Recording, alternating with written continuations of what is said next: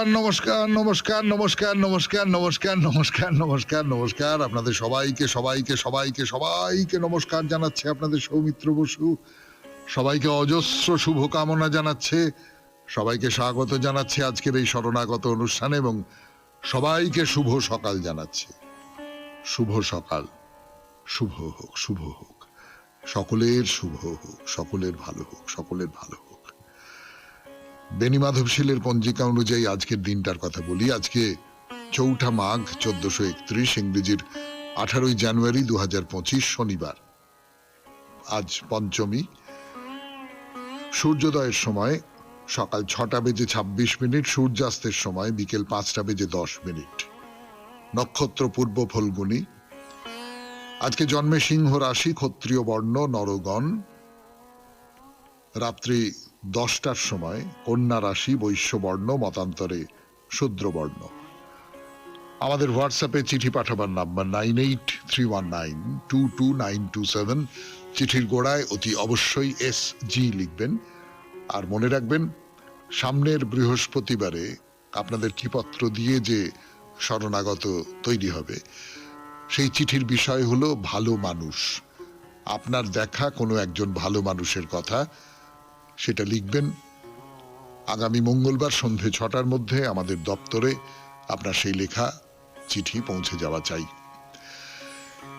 এবারে বলি আজকের অনুষ্ঠান সম্পর্কে। প্রথমে পুরাণ চিরন্তনে তো ওই ৬৪ কলার কথা বলছি, তার মধ্যে একটি কলার কথা বলছিলাম, অক্ষর মুষ্টিকা, অর্থাৎ অক্ষর চুরি করা, অক্ষর লুকিয়ে ফেলা, অক্ষর গোপন করা। তার নানান রকমের ধরন আছে, সেটাও একটা কলা। এবং তার কিছু উদাহরণ দিয়েছিলাম কতদিনে। বিশেষ করে মেয়েরা, ছেলেরা খুব করে বলে আমি দেখিনি, আমার বান্ধবীরা খুব করতো। যেই কোনো একটা কথা বলছে, প্রত্যেক শব্দের মধ্যে, প্রত্যেক বাক্যের মধ্যে ২টো ৩টে ৪টে করে ক কি ন কি ছ কি যা ঢুকিয়ে দিচ্ছে, ফলে মানে বুঝতে পারছি না। মানে আমি তো বুঝতে পারতুম না, আমি একটু বোকাশোকা মানুষ ছিলুম বরাবরই। ফলে এই একটা এইরকম, এই নিয়ে আরো কিছু কথা বলবার আছে। ৬৪ কলা নিয়ে কথা বলবো। তারপরে চলে যাব স্বামী বিবেকানন্দের রচনা থেকে পাঠ। এই পর্বে ব্রহ্ম ও জগৎ, এই নিয়ে স্বামী বিবেকানন্দের রচনা থেকে পড়ে শোনাবো। তারপরে কথামৃত থেকে পাঠ, স্বামী লোকেশ্বরানন্দজির লেখা থেকে পাঠ, আপনাদের চিঠি, এবং শেষে আজকে শনিবার মহাপুরুষের কথা। 92.7 বিগ FM এ শরণাগত অনুষ্ঠান শুনছেন। আমি আছি আপনাদের সঙ্গে, আপনাদের সৌমিত্র বসু। ফিরে আসছি পুরাণ চিরন্তন নিয়ে। অক্ষর মুষ্টিকা, অক্ষর মুষ্টিকা নিয়ে কথা বলবো পুরাণ চিরন্তন এই পর্বে 92.7 বিগ FM এ শরণাগত অনুষ্ঠানে। এই যে দু রকমের অক্ষর মুষ্টিকার কথা বলা হচ্ছে। একটা হচ্ছে যে একটা শ্লোকের ভেতরে কতগুলো ইঙ্গিত করে দেওয়া হয়েছে, সেই ইঙ্গিতগুলো যদি আমি ঠিক ঠিক বুঝতে পারি, তাহলে তার ভেতর থেকে পুরো কথাটা বুঝতে পারা যাবে, তা না হলে বুঝতে পারা যাবে না। দ্বিতীয় প্রকারের যে অক্ষর মুষ্টিকা, তাকে বলা হচ্ছে নিরাভাষা। নিরাভাষা অর্থাৎ যেখানে অক্ষর এমন ভাবে রাখা হয় যেটা বুদ্ধিমান এবং এই যে বিষয়টা নিয়ে কথা বলা হচ্ছে সেই বিষয়টা খুব ভালো জানেন এরকম মানুষ ছাড়া কেউ বুঝতেই পারবেন না। ধরুন, এই মহাভারতের যতুগৃহ পর্বে দুর্যোধন একটা পরিকল্পনা করেছেন যে যতুগৃহ তৈরি করা হবে, সেখানে পাণ্ডবেরা থাকবে, তাদের পুড়িয়ে মেরে দেওয়া হবে, রাত্রির বেলা আগুন লাগিয়ে দেওয়া হবে সেখানে।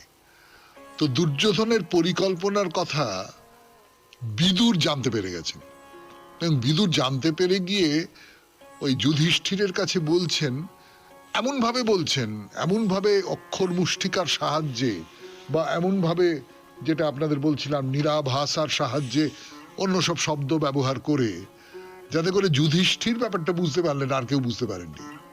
এবং যুধিষ্ঠির বিদুরের খুব অনুগত ছিলেন, বিদুরের সঙ্গে খুব ভালো সম্পর্ক ছিল, সেই কারণেই হয়তো ধরতে পেরেছিলেন এই ভাষা।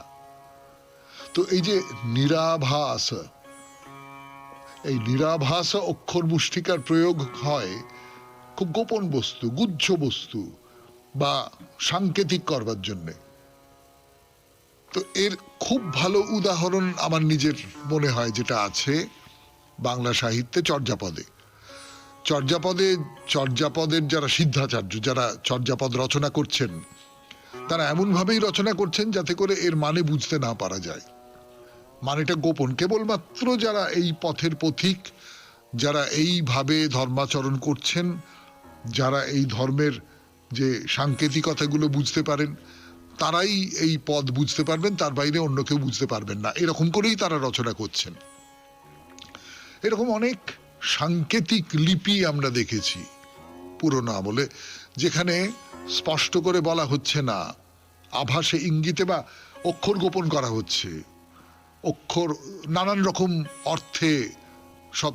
তো এইগুলোকে বলা যেতে পারে অক্ষর মুষ্টিকা, এবং এটাও একটা শিল্প। শিল্পের মধ্যে তাহলে একটা কৌশলের ব্যাপারও আছে। আমাদের প্রাচীন যুগের যারা মানুষজন, তারা মনে করতেন যে শিল্পের সঙ্গে একটা কৌশলের সম্পর্ক আছে। আর একটা শিল্পের কথা বলি, এই অক্ষর নিয়েই সেই শিল্প, তার নাম হচ্ছে ম্লেচ্ছিত বিকল্প। ম্লেচ্ছিত বিকল্প ব্যাপারটা কি? যশোধর টিকায় লিখছেন যে সাধু শব্দ ব্যবহার করেও অক্ষর বিন্যাসের কৌশলে কথ্যবস্তুকে অস্পষ্ট করে দেওয়া। এটা ওই একটা গোপন কথা আমি আপনাকে বলবো, আর পাঁচজন বুঝতে পারবে না, এর জন্য এর ব্যবহার। তো সেটা একটা হতে পারে যে আমরা অনেক সময় বলি না, ধরুন কোন একজন মানুষ সে ইংরেজি জানে না, আমরা তার সামনে ইংরেজিতে বললাম যে he is a dangerous man, be aware of him.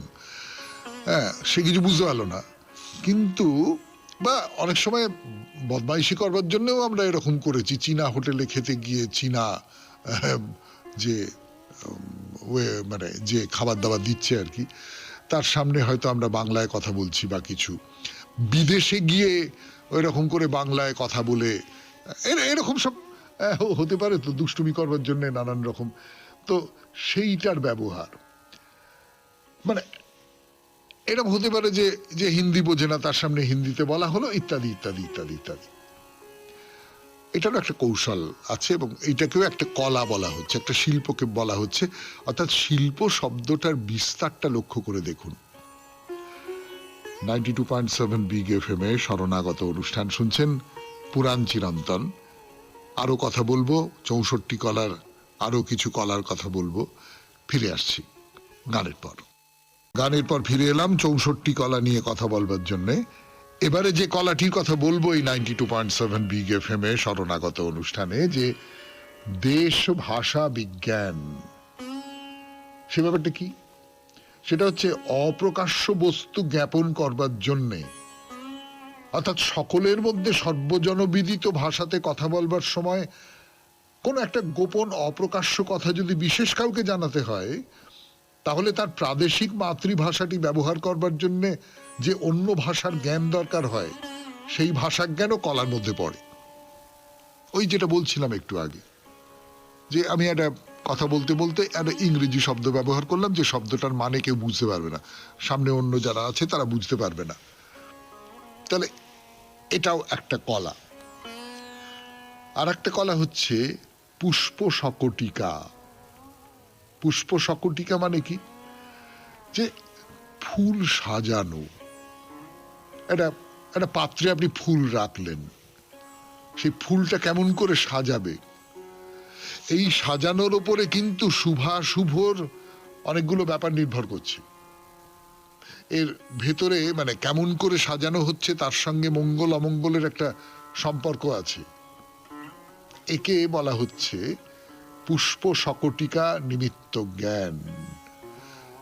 কিন্তু সে তো আগেকার দিনে কিভাবে ফুল সাজানো হচ্ছে তার সঙ্গে শুভ অশুভ সম্পর্ক। আজকের দিনে আমরা বলতে পারি যে কেমন করে ফুল সাজাবে। সত্যি তো, কেমন করে ফুল সাজাবে সেটা তো একটা চমৎকার কলা।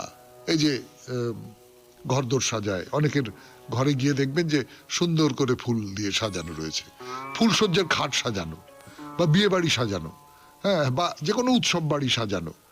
এইগুলোকে তাহলে বলা যেতে পারে পুষ্প সকটিকা। পুরাণ চিরন্তন এখানেই শেষ করছি। এরপর স্বামী বিবেকানন্দের রচনা থেকে পাঠ, ব্রহ্ম ও জগৎ। ফিরে আসছি গানের পর 92.7 বিগ এফএম এ শরণাগত অনুষ্ঠানে। এলাম, শুনছেন শরণাগত 92.7 বিগ এফএম এ। আমি আছি আপনাদের সঙ্গে, আপনাদের সৌমিত্র বসু। এখন স্বামী বিবেকানন্দের রচনা থেকে পাঠ, ব্রহ্ম ও জগৎ। অদ্বৈতবাদের আরেকটি বিশেষত্ব এই, প্রথম হইতেই অদ্বৈত সিদ্ধান্ত অন্য ধর্ম বা অন্য মতকে ভাঙিয়া ছুড়িয়া ফেলিবার চেষ্টা করে না। ইহা অদ্বৈতবাদের আরেকটি মহত্ব। এই ভাব প্রচার করা মহা সাহসের কার্য যে না বুদ্ধিভেদং জনয়েদ জ্ঞানং কর্মসঙ্গিনাম যোষয়েত সর্বকর্মাণি বিদ্বান যুক্ত সমাচরণ। জ্ঞানীরা অজ্ঞ ও কর্মে আসক্ত ব্যক্তিদিগের বুদ্ধিভেদ জন্মাইবেন না। বিদ্বান ব্যক্তি নিজে যুক্ত থাকিয়া তাহাদিগকে সকল প্রকার কর্মে যুক্ত করিবেন। অদ্বৈতবাদ ইহাই বলে, কাহারও মতি বিচলিত করিও না, কিন্তু সকলকেই উচ্চ হইতে উচ্চতর পথে যাইতে সাহায্য করো। অদ্বৈতবাদ যে ঈশ্বর প্রচার করে সেই ঈশ্বর জগতের সমষ্টির স্বরূপ। এই মত যদি সত্য হয় তবে উহা অবশ্যই সকল মতকে গ্রহণ করিবে। যদি এমন কোন সর্বজনীন ধর্ম থাকে যাহার লক্ষ্য সকলকেই গ্রহণ করা, তাহা হইলে তাহাকে কেবল কতকগুলি লোকের গ্রহণোপযোগী ঈশ্বরের ভাব প্রচার করিলে চলিবে না, উহা সর্বভাবের সমষ্টি হওয়া আবশ্যক। অন্য কোন মতে এই সমষ্টির ভাব তত পরিস্ফুট নহে। তাহা হইলেও তাহারা সকলেই সেই সমষ্টিকে পাইবার জন্য চেষ্টা করিতেছেন। খণ্ডের অস্তিত্ব কেবল এই জন্য যে উহা সর্বদাই সমষ্টি হইবার চেষ্টা করিতেছে। এই জন্যই অদ্বৈতবাদের সহিত ভারতের বিভিন্ন সম্প্রদায়ের প্রথম হইতেই কোনো বিরোধ ছিল না। ভারতে আজকাল অনেক দ্বৈতবাদী রহিয়াছেন, তাহাদের সংখ্যাই অধিক, কারণ দ্বৈতবাদ কম শিক্ষিত লোকের মন স্বভাবতই আকর্ষণ করে। দ্বৈতবাদীরা বলিয়া থাকেন দ্বৈতবাদ জগতের খুব স্বাভাবিক সুবিধাজনক ব্যাখ্যা, কিন্তু এই দ্বৈতবাদের সঙ্গে অদ্বৈতবাদীর কোনো বিরোধ নাই। দ্বৈতবাদী বলেন ঈশ্বর জগতের বাহিরে স্বর্গে স্থান বিশেষে আছেন। অদ্বৈতবাদী বলেন ঈশ্বর জগতের আত্মার অন্তরাত্মা। ঈশ্বরকে দূরবর্তী বলাই যে নাস্তিকতা। তাহাকে স্বর্গে বা অপর কোনো দূরবর্তী স্থানে অবস্থিত বলো কি করিয়া? ঈশ্বর হইতে মানুষ পৃথক ইহা মনে করাও যে ভয়ানক। তিনি অন্যান্য সকল বস্তু অপেক্ষা আমাদের অধিকতর সন্নিহিত। শুনলেন স্বামী বিবেকানন্দের রচনা ব্রহ্ম ও জগৎ থেকে খানিকটা অংশ পাঠ। এরপর গানের পর কথা অমৃত 92.7 বিগ এফএম এ শরণাগত অনুষ্ঠানে ফিরে এলাম। গানের পর 92.7 বিগ এফএম এ শরণাগত অনুষ্ঠান শুনছেন। আমি আছি আপনাদের সঙ্গে, আপনাদের সৌমিত্র বসু। এখন কথা অমৃত থেকে পাঠ, ঠাকুরের কথা। ঠাকুর কি বলছেন? একটা খুব অসামান্য কথা বলছেন, খুব সহজ কথা, খুব খুব খুব সহজ কথা, যেরকম সহজ কথা ঠাকুর বলে থাকেন সেই রকম কথা, কিন্তু বড় অসাধারণ কথা। সেটা হচ্ছে তাকে দেখবার জন্য অন্তত একবার করে কাঁদো। কান্না এই একটা মানুষের আশ্চর্য অভিব্যক্তি, কান্না, যেখানে আপনার চোখ দিয়ে জল বেরিয়ে আপনাকে ধুয়ে দিচ্ছে। শুধুমাত্র আপনার চোখ ধুয়ে দিচ্ছে এমনটা নয়, আপনার গাল ধুয়ে দিচ্ছে এমনটা নয়, সে আপনার ভেতরটাকে ধুয়ে দিচ্ছে। আপনি যদি কাঁদতে পারেন, আপনি যদি বেশ খানিকক্ষণ কাঁদেন লোকলজ্জার ভয় না করে, নির্জনে বিরলে, 5 জনের সামনে হলে তারা কি হলো কি হলো করে ছুটে আসবে সেটা নয়, কোনো ব্যথা পেয়ে নয়, কোনো যন্ত্রণা পেয়ে নয়, কোনো আঘাত পেয়ে নয়, এমনি যদি তার জন্য কাঁদেন, কাঁদতে পারেন, তাহলে দেখবেন যে ভেতরে সমস্ত ময়লাগুলো যেন একটা জলস্রোত এসে ধুয়ে ধুয়ে ধুয়ে ধুয়ে সমস্ত পরিষ্কার করে দিল। এইটা এইটা ঠাকুর বলছেন। তো তাকে দেখবার জন্য কান্নাটা কিভাবে আসবে? তাকে দেখবার জন্য কান্না আসবে অভ্যাস থেকে আর অনুরাগ থেকে তাকে দেখবার জন্য ব্যাকুলতা তৈরি হলে, তীব্র ব্যাকুলতা যদি তৈরি হয়, তাহলে কান্নাটা আসতে পারে। আর অভ্যাসের কথা বলছি, এই অভ্যাসটা আমি যদি প্রতিদিন তাকে ভাবি, প্রতিদিন তার অভাব অনুভব করি, তার বিরহ অনুভব করি, তখন সেই যে অভ্যাস, সেই অভ্যাস থেকে, এর আগের দিন আপনাদের বলছিলাম যে সেই অভ্যাস থেকে আমার চোখে জল চলে আসবে, আমার কান্না চলে আসবে। তো ঠাকুরের কথা শোনাচ্ছি আপনাদের। ঠাকুর আরেক দিনের কথা বলি আপনাদের, সেটা ঠাকুর অমাবস্যার দিন। ঠাকুরের সবসময় একটা জগন্মাতার উদ্দীপন হচ্ছে। তিনি বলছেন যে ঈশ্বরই বস্তু আর সব অবস্তু সব বাজে, সব ফালতু, কিচ্ছু না। আসল হচ্ছেন ঈশ্বর। এই যা কিছু নিয়ে আমরা মেতে আছি, এই সমস্তগুলো নিয়ে আপনি মেতে থাকতে পারেন, নিশ্চয়ই পারেন। আপনি মেতে থাকুন।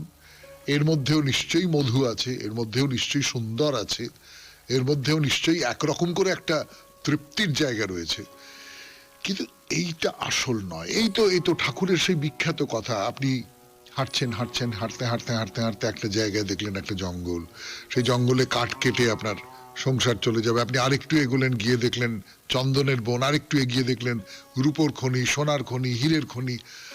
আপনি যত এগোতে থাকবেন, এই যে আমরা ওই হয়তো জঙ্গলটা দেখে সেখান থেকে কাঠ কাটবো তাই দেখেই পরিতৃপ্ত হয়ে গেলাম। শুনছেন কথামৃত থেকে পাঠ। আমি পাঠ করে শোনাচ্ছি আপনাদের সৌমিত্র বসু, 92.7 বিগ এফএম এ শরণাগত অনুষ্ঠানে। হ্যাঁ, তাই এটাই, এই যে জগৎটা, এইটা হচ্ছে অবস্তু। কিন্তু তা সত্ত্বেও আমরা এই জগৎটাকে নিয়েই মেতে আছি। এই জগতের যেটুকু রূপ, রস, গন্ধ, আনন্দ, তৃপ্তি, সেই সমস্ত নিয়ে মেতে আছি। কিন্তু এর মধ্যে আঘাত আছে। তো কত রকমের আঘাত পেয়েছেন আপনি জীবনে। যারা ছোট তারা পেয়েছে, আমরা যারা বয়স্ক হয়ে গেছে এখন আমরা পাচ্ছি। একটু যদি ফিরে দেখেন, কোনো কটু ভাব রাখবেন না মনের মধ্যে, কোনো কটু ভাব রাখবেন না। যেটা পেরিয়ে এসছেন ছেড়ে দিন। কিন্তু সত্যি সত্যি আপনি মনে করতে পারবেন কত রকমের আঘাত এসেছে। মৃত্যুর আঘাত, অপমানের আঘাত, বঞ্চনার আঘাত, স্বপ্ন বিফল হওয়ার আঘাত, কত রকমের সব আঘাত এসেছে জীবনে, তাই না? কিন্তু তা সত্ত্বেও আমরা আবার জীবনের মধ্যে ঝাঁপিয়ে পড়েছি। তা সত্ত্বেও ঠাকুর কি বলছেন? ঠাকুর বলছেন যে মানুষের ভেতরে দেখো বদ্ধজীবী বেশি, এত কষ্ট দুঃখ পায়, তবু সেই কামিনী কাঞ্চনে আসক্তি। কামিনী কাঞ্চন একটা সময় তার আনন্দ ফুরিয়ে যায়। আমি কাঞ্চন দিয়ে কত ভোগ করব, কত ভোগ করব, কত ভোগ করব, ভোগের তো একটা শেষ আছে। মানুষের শরীরের গ্রহণ করবার একটা ক্ষমতা আছে। আমি কত কামিনী সংসর্গ করব, করতে করতে করতে করতে মানুষের তো ভোগ করবার, মানুষের শরীরের গ্রহণ করবার, তৃপ্তি পাওয়ার একটা একটা একটা বেড়া আছে, সেটা শেষ হয়ে যায়। কিন্তু সেই কামিনী কাঞ্চনে আসক্তি। উপমাটা কি দিচ্ছেন? কাঁটা ঘাস খেয়ে উটের মুখে দরদর দরদর করে রক্ত পড়ে, তবু আবার কাঁটা ঘাস খায়। প্রসব বেদনার সময় মেয়েরা বলে, ওগো আর স্বামীর কাছে যাব না, আবার ভুলে যায়। ভুলে যায়। তার কারণটাও ঠাকুর বলেছেন। ঈশ্বরই বস্তু আর সব অবস্তু, কিন্তু মা তার মহামায়ায় মুগ্ধ করে রেখেছেন। মা ভুলিয়ে দেন, কষ্টটাকে ভুলিয়ে দেন, কষ্টটাকে সরিয়ে দিয়ে আমরা আবার যার থেকে কষ্ট পেয়েছিলাম, যার থেকে অতৃপ্তি পেয়েছিলাম, সেইটার মধ্যে ঝাঁপিয়ে পড়ি। ঠাকুর বলছেন যে সংসার কর্মক্ষেত্রে কর্ম করতে করতে তবে জ্ঞান হয়। গুরু বলেছেন এইসব কর্ম করো আর এইসব কর্ম করো না। তিনি আবার নিষ্কাম কর্মের উপদেশ দেন, কর্মাণ্যেমাধিকার আস্তে মা ফলেষু কদাচন। কর্ম করতে করতে মনের ময়লা কেটে যায়। ভালো ডাক্তারের হাতে পড়লে ঔষধ খেতে খেতে যেমন রোগ হোক না হোক সেরে যায়। কিন্তু সংসার থেকে তিনি ছাড়েন না। কেন? না, ছাড়বো না, রোগটা সারবে তবে ছাড়বো। এই যে কামিনী কাঞ্চন ভোগ করবার ইচ্ছেটা যখন মন থেকে একেবারে চলে যাবে তখন ছাড়বো। হাসপাতালে নাম লেখালে পালিয়ে আসবার জো নেই, রোগের কসুর থাকলে ডাক্তার সাহেব ছাড়বে না। তেমনি করে তুমি সেরে ওঠো, তোমার মন থেকে এই সমস্তগুলো ঝেঁটিয়ে বিদেয় করে দাও, তারপরে তোমাকে আমি ছাড়বো। ঈশ্বর তাই বলছেন, তাই পাকের পর পাকে ঘোরাচ্ছেন, পাকের পর পাকে ঘোরাচ্ছেন।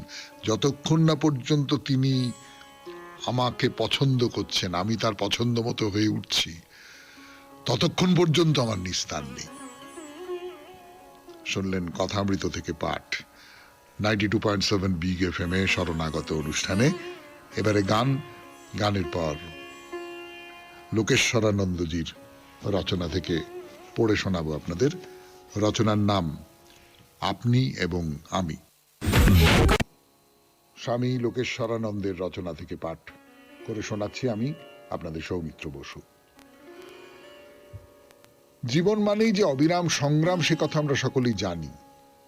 পরিবেশের বিরুদ্ধে সংগ্রাম, রীতিনীতির বিরুদ্ধে সংগ্রাম, বিভিন্ন মানুষের সঙ্গে সংগ্রাম, এমনকি নিজের সঙ্গেও সংগ্রাম। এই যে সংগ্রাম, তার মূলে আছে কর্তৃত্বের প্রশ্ন। আমরা তাদের উপর কর্তৃত্ব করব না, তারা আমাদের উপর প্রভুত্ব করবে।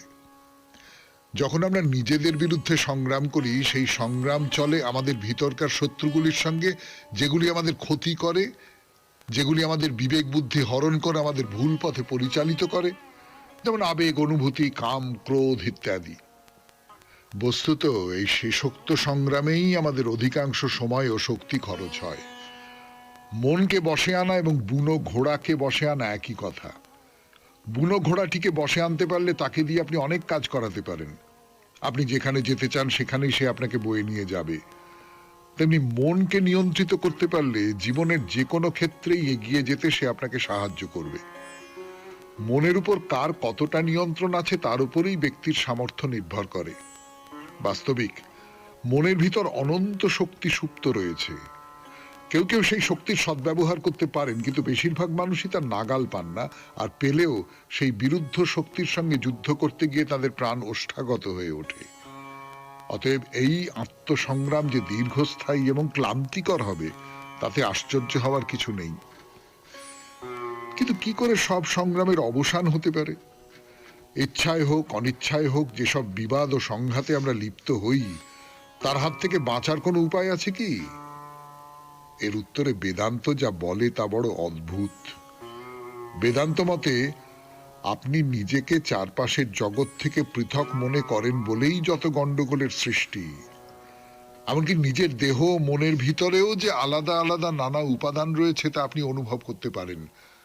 আপনি বুঝতে পারেন তারা যেন আপনাকে নানা দিকে টেনে নিয়ে যেতে চায়, আপনি যেন তাদের হাতের খেলার পুতুল।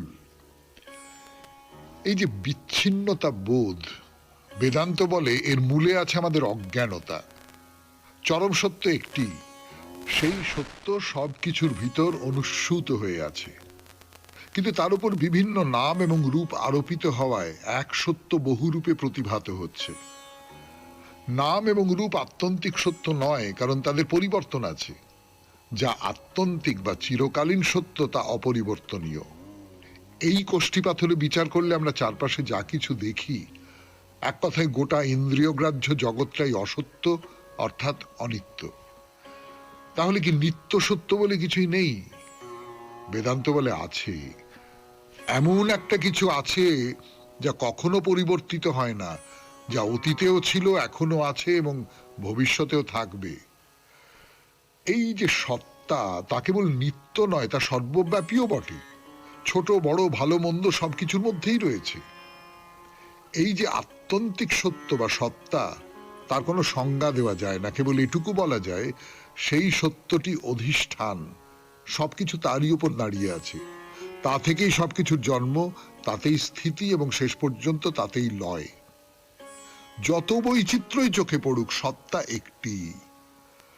নাম ও রূপের বিভিন্নতার দরুন সবকিছু আলাদা মনে হয়, কিন্তু অতিজাগতিক স্তরে ঐক্য ছাড়া আর কিছুই নেই। এই ঐক্য সম্পর্কে আমরা সচেতন নই বলেই চতুর্দিকে এত সংঘর্ষ। আমরা সব এক, এ কথা বুঝলে কাউকে ঘৃণা করার প্রশ্ন ওঠে না। যেখানে এই ঐক্যবোধ, সেখানে কোনো সংঘাত থাকতে পারে না, সেখানে শুধুই শান্তি, আনন্দ এবং সুখ। আমি এবং আপনি, এই দ্বৈতবোধের মধ্যেই অনৈক্যের বীজ লুকিয়ে আছে। বেদান্ত বলে, মূল ঐক্যের কথা মনে রেখে আমাদের বর্তমান সম্পর্কের ভ্রান্ত ধারণাটিকে বদলাতে হবে। ব্যক্তিগত জীবনে এবং সামাজিক জীবনে যদি শান্তি প্রতিষ্ঠিত করতে হয়, তবে তা এই ঐক্যের ভিত্তিতেই করতে হবে। শুনলেন স্বামী লোকেশ্বরানন্দজির রচনা থেকে পাঠ। 92.7 বিগ এফএম এ শরণাগত অনুষ্ঠানে এইবার গানের পর আপনাদের চিঠিপত্র। শরণাগত অনুষ্ঠানে এবারে সেই চিঠি পড়ে শোনাচ্ছি আপনাদের। সৌমিত্রবাবুকে আমার প্রণাম ও শ্রদ্ধা জানাই। বিগ এফএম এর সকলকে ও সব শ্রোতা বন্ধুদের আমার ভালোবাসা জানাই। আজ মা শারদার জন্মতিথি। মায়ের চরণে শতকোটি প্রণাম জানিয়ে এই লেখা। ভোরের আলো ফোটার সাথে সৌমিত্রবাবুর শুভকামনা, প্রাণ ভরা হাসি মুখে সকলের ভালো হোক বলা ও শুভ সকাল জানানো আজ আমার জীবনে সার্থক হলো। এতদিন ঈশ্বর আছেন এই বিশ্বাস নিয়ে চলেছি। 3 সপ্তাহ ধরে আমার পরের ভাই উডল্যান্ড হসপিটালে ছিল। আজ মায়ের জন্মতিথির আগের দিন অর্থাৎ গতকাল ভাই বাড়ি ফিরে এলো। মা আমাদের প্রার্থনা শুনেছেন। মায়ের কাছেও পরম আরাধ্য ঠাকুরের কাছে চিরকৃতজ্ঞ। তাদের চরণে শতকোটি প্রণাম। এমন দিনে ঠাকুর, সারদামা, নরেন এনাদের কাছেই ভাই সর্বদা প্রার্থনা করে, যুগে যুগে মানব জন্ম হলে এনাদেরই যেন পাই। বেলুড় মঠে গিয়ে সন্ধ্যা আরতি দেখত ভাই আমার, তাই বিশ্বাস ওরাই আমার ভাইকে ফিরিয়ে এনেছেন। সৌমিত্রবাবু, আপনার শুভকামনা সর্বদা আমাদের সাথে থাকুক। আপনার মঙ্গল কামনা করে শেষ করলাম। ত্রুটি মার্জনীয়, পাঠযোগ্য মনে হলে দয়া করে পাঠ করবেন। Sabita Raychaudhuri, Howrah Shibpur B garden. সবিতা দেবী, খুব ভালো খবর। আপনার ভাই অসুস্থ ছিলেন, হাসপাতালে ছিলেন, ফিরে এসেছেন। খুব ভালো খবর। নিশ্চয়ই পৃথিবীতে অনেক দুঃখের ঘটনা ঘটে, অনেক মৃত্যুর ঘটনা ঘটে, অনেক অন্যায় ঘটনা ঘটে। আমাদের মনে ঈশ্বর সম্পর্কে বিশ্বাস খানিকটা টলে যায়। কিন্তু এই যে ঘটনাগুলো মনের মধ্যে বিশ্বাস নিয়ে আসে, এই ঘটনাগুলো তো তুচ্ছ নয়, এই ঘটনাগুলোরও দাম খুব বেশি।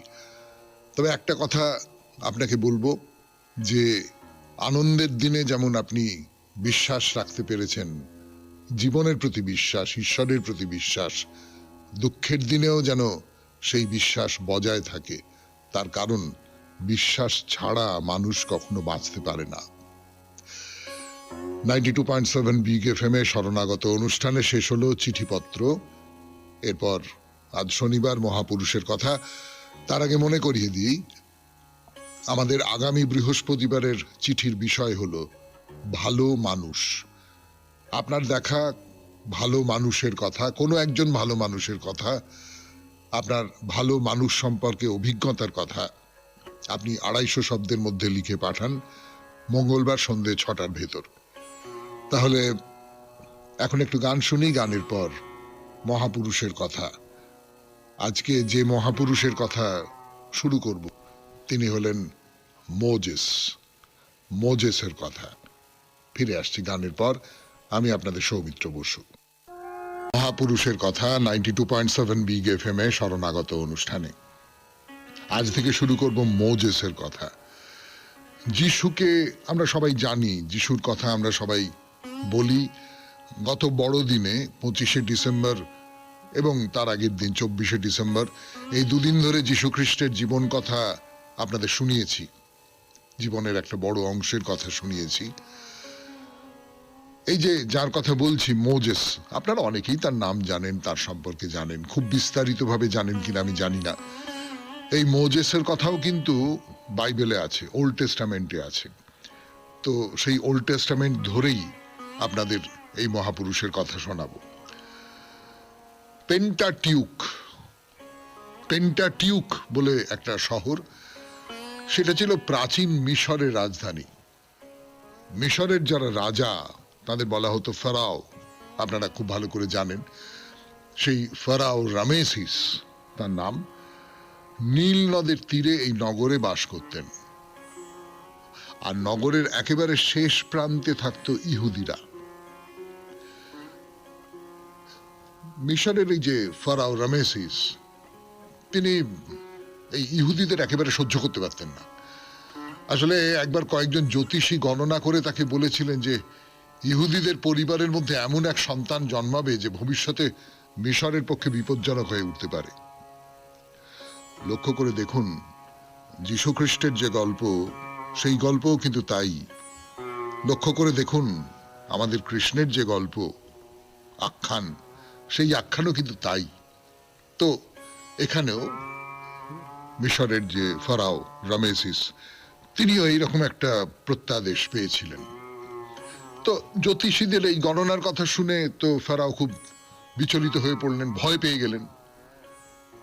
ইহুদিরা যেমন স্বাস্থ্যবান তেমনি পরিশ্রমী, তাদের খেটে রোজগার করতে হয়, খেটে খেতে হয়, তারা সমাজে অবহেলিত, তারা রাষ্ট্রের দ্বারা অবহেলিত, তাদের নিজেদের কোনো দেশ ছিল না, তাই তারা মিশরে এসে বসবাস করত। তা ক্রমে তাদের সংখ্যা এত বেড়ে যাচ্ছিল যে তাতে ফারাও খুব চিন্তিত হয়ে পড়লেন। মনে হলো যে এইরকম করে যদি ইহুদিদের সংখ্যা বাড়তে থাকে তাহলে ওরাই তো একদিন মিশর দেশ দখল করে নেবে। না না না না, এই ভয় থেকে ফারাও আদেশ দিলেন যে কোনো ইহুদি পরিবারে যদি নতুন সন্তান জন্মায় তাহলেই যেন তাকে হত্যা করা হয়। আবার মনে করিয়ে দিই খানিকটা এক গল্প, যেমনটা নাকি আমাদের ভগবান শ্রীকৃষ্ণের ক্ষেত্রে হয়েছে, যেমনটা নাকি যীশু খ্রিস্টের ক্ষেত্রে হয়েছে, তেমনটাই মোজেসের ক্ষেত্রে হয়েছে। তো ফারাওয়ের গুপ্তচরেরা চারদিকে ঘুরে ঘুরে বেড়াতো। তারা যখনই কোনো পরিবারের সন্তান জন্মাবার খবর পেত তখনই গিয়ে তাকে নির্মমভাবে হত্যা করত। এই ইহুদিদের মধ্যে, ইহুদিদের মহল্লায় বাস করতেন আসরাম আর যোশিবেদ নামে এক দম্পতি। নতুন বিয়ে হয়েছে, তাদের বয়স কম। তো তাদের একটা ছেলে জন্মালো। তো সন্তানটা জন্মাবার পরেই তাদের দুজনের মনে হলো যে না না না, যে করে হোক এই সন্তানকে রক্ষা করতে হবে। কে বলতে পারে এই সন্তানই হয়তো একদিন ইহুদি জাতিকে সমস্ত রকমের নির্যাতনের হাত থেকে বাঁচাবে। তো কি করে রক্ষা করা যাবে? একেবারে সকলের আড়ালে, চোখের আড়ালে আসরাম আর যোশিবেদ তাদের শিশু সন্তানকে বড় করে তুলতে লাগলেন। কিন্তু বেশি দিনকে একটা বাচ্চাকে ওইরকম করে গোপন করে রেখে দেওয়া যায়? ফলে আস্তে আস্তে আস্তে আস্তে ছড়িয়ে পড়ছে যে ওদের একটা ছেলে রয়েছে, সে বড় হচ্ছে। স্বামী স্ত্রী বুঝতে পারছে যে যে কোনো মুহূর্তে ফারাওয়ের গুপ্তচর সৈন্যরা এসে তাদের সন্তানকে তুলে নিয়ে যাবে। তো তার আগেই তো কিছু একটা ব্যবস্থা করতে হবে। কি ব্যবস্থা করব? কোনো উপায় না দেখে ঈশ্বর যা করবেন, ঈশ্বরের ওপর সমর্পণ করি, নিজেদের ভাগ্যের হাতে নিজেদের সমর্পণ করি, এই ভেবে তারা বেরিয়ে পড়লেন। বেরিয়ে পড়ে ওই নীল নদের ধারে একটা নির্জন ঘাটে এসে ওই বাচ্চাটাকে শুইয়ে দিয়ে তারা বাড়ি ফিরে গেলেন। যদি একে রক্ষা করতে হয় তাহলে ঈশ্বর একে রক্ষা করবেন। শুনছেন মহাপুরুষের কথা, মোজেসের কথা, 92.7 বিগ এফএম এ শরণাগত অনুষ্ঠানে। আরো কথা বলবার জন্য ফিরে আসছি গানের পর। আলোর পরশ লাগু এলো আপনাদের সৌমিত্র বসু মহাপুরুষের কথা বলবার জন্য, মোজেসের কথা বলবার জন্য। কুন্তী তার পুত্র কর্ণ তাকে ভাসিয়ে দিয়েছিলেন জলে। আর এই যে দম্পতি আসরাম আর যোশিবেদ, তারা তাদের সন্তানকে নীল নদের তীরে একটা জায়গায় রেখে দিয়ে চলে এলেন। সেই নদীর ঘাটে স্নান করতে আসতো ফারাও রামেসিসের মেয়ে। তো সে এসেছে স্নান করতে, হঠাৎ ঝোপের মধ্যে থেকে একটা ওয়া ওয়া ওয়া ওয়া করে কান্না, একটা বাচ্চার কান্না। তো দেখো দেখো দেখো দেখো দেখো কি হলো? তো দেখো একটা বাচ্চা ওরকম করে নদীর ঘাটের কাছে, ঝোপের কাছে পড়ে আছে। তো ফারাওয়ের মেয়ে সে বললো, না ওকে তোলো তোলো তোলো। সখীদের বললো যে ওকে তোলো তোলো, আমার কোলে দে, আমার কোলে দে। আমি ওকে ফারাওয়ের প্রাসাদে নিয়ে যাই। তো সেই রামেসিসের কন্যা সেই শিশু সন্তানকে একেবারে নিজের সন্তানের মতো স্নেহ ভালোবাসা দিয়ে তাকে মানুষ করতে লাগলো। আর এই বাচ্চাটার নাম দিল মোজেস। ভাবুন একবার, যে ফারাও একটি বাচ্চাকে ভয় পাচ্ছেন যে নতুন ইহুদিদের মধ্যে যদি নতুন কোনো বাচ্চা জন্মায় তাহলে সে আমার সর্বনাশ করবে, সেই বাচ্চা বড় হচ্ছে তার কন্যার ঘরে।